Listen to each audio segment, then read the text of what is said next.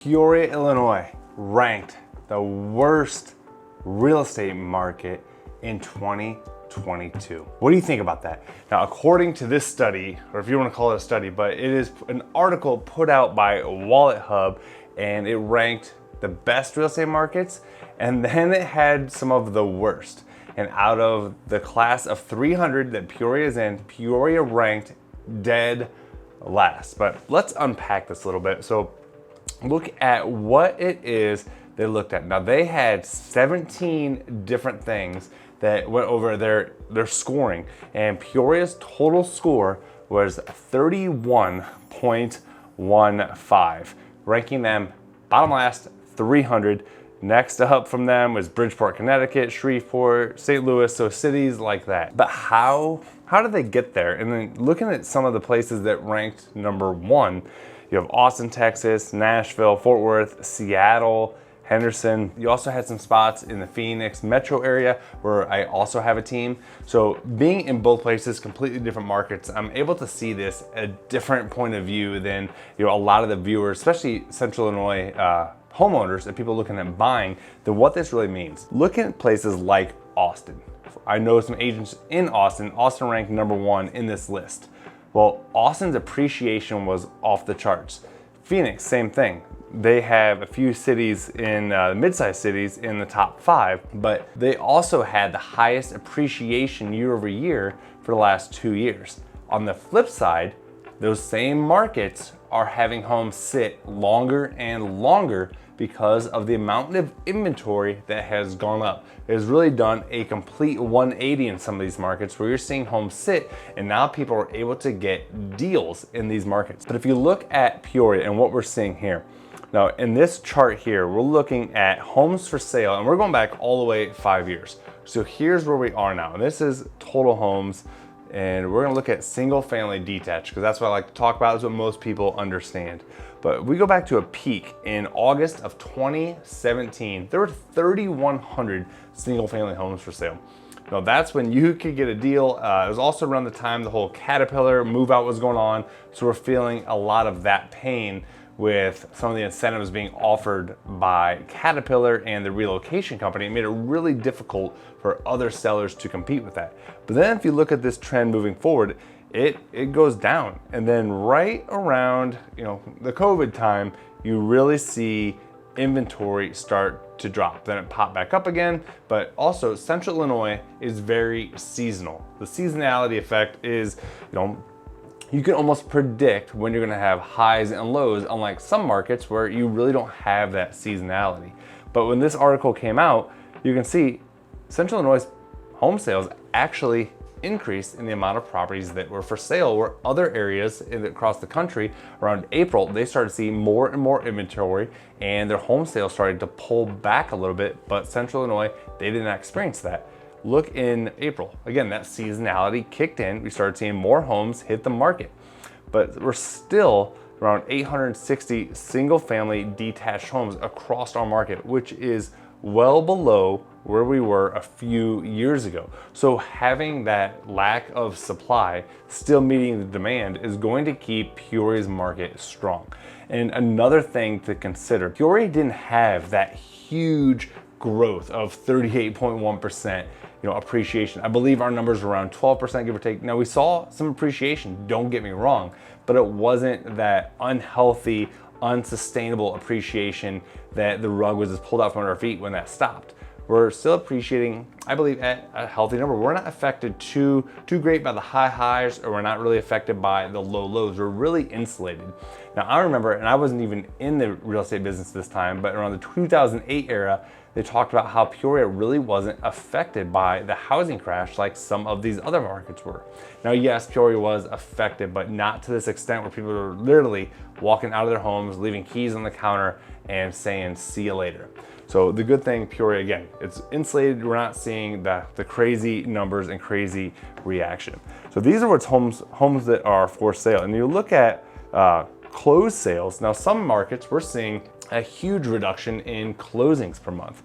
Now, again, Peoria, very seasonal, very up and down. But if you look at, let's look right now, August 2022, 583 homes that sold in Central Illinois, in August of 2022. Now let's go back to August of 2021, 653. So 663 to 583, so a few less. Again, it's not that different from where we are before. But why do I think Peoria's real estate market is not the worst? Well, I mean, Realtor.com just put out a report a few months ago that Peoria was the best place to live in Illinois, and I think 50 across the country. So I don't know where some of these places they're trying to, finagle numbers in their scoring system. Again, I don't look at this as gospel, but when this type of article comes out, people read it and they wonder, well, is Peoria such a bad market? And the answer really is no, just because we don't have those high highs and low lows.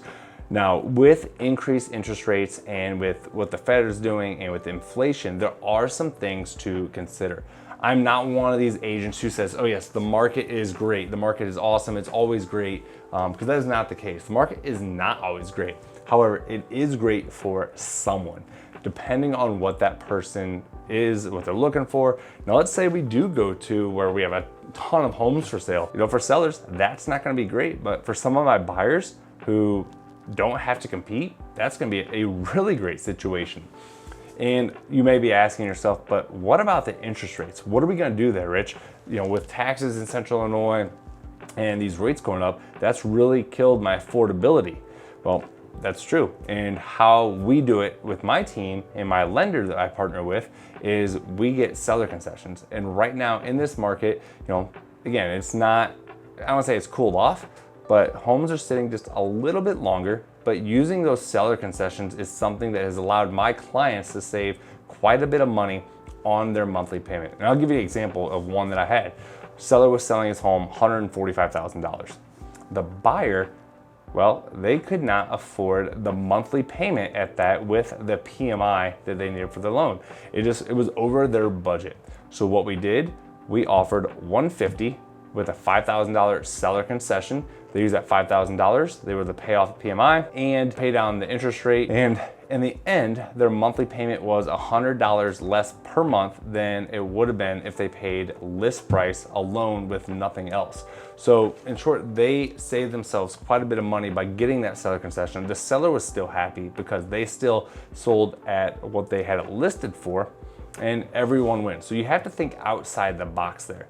But we're gonna start seeing more and more of that. At least we should, if this market does start to slow down some, and not every property will qualify for that, and every seller is willing to do that. But if you look at listings that have been on the market longer, or maybe listings that expired, and you can reach out to them, have your agent do it. That's what I do for my clients. Or maybe homes that are just price reduced, price reduced, price reduced. Instead of reducing the price time and time again, well, let's look at concessions and how we can make that work for everyone, especially if these rates are going up, and that's one way to combat that and still get into the home, and then maybe refinance down the road later if it makes sense. And that's the big thing. Does it make sense for you as the consumer? But I don't think this study by WalletHub is something I would put a ton of faith into. Yeah, it's great to look at, but going over those 17 metrics they use, home value forecast gathered from Zillow. Really, from Zillow, the company that had to stop its own purchases based on this estimate because they're making bad deals. So if you're believing that information, one, that is completely wrong. Median home price appreciation, median days on market, share of seriously underwater mortgages, or balance of mortgages is at least 25% higher than home value. So those are some things they take into account when they put this together. But the first one they use is the home value based on Zillow and the Zestimate. That is all I need to see to understand. Really, this is just, it's a piece to get clicks, and that's exactly what it did and what people got upset about. But yeah, I don't agree with it. The market Peoria is extremely affordable for what you get compared to anywhere else across the country, mostly. So I think if I were a buyer or a seller, I would not worry too much about the real estate market in Peoria. And again, supply, demand, what works for you and your family, that's what's gonna matter when it comes to buying or selling your home.